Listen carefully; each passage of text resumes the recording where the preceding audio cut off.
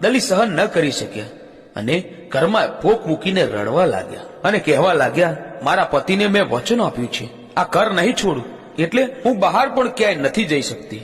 મેલેડીએ તો સાવ એકલી કરી દીધી.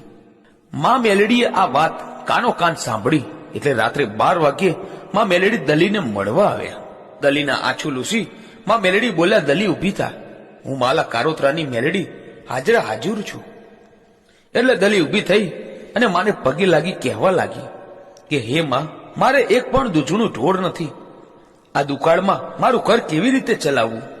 એટલે માં મેલેડી બોલ્યા, સાંભળ દલી, કાલે સવારે આપણા ગામની પરવાડે મારવાડીની પોઠો નીકળશે. તે મારવાડી પાસે ગાય છે, તે તારે લાવવાની છે. દલી બોલી, અરે માં, મારી પાસે પૈસો નથી, હું આ ગાય કેવી રીતે લઉં? માં બોલ્યા, તો સાંભળ દલી, હું વીછી બની ગામના વાણિયાના છોકરાને ડંખ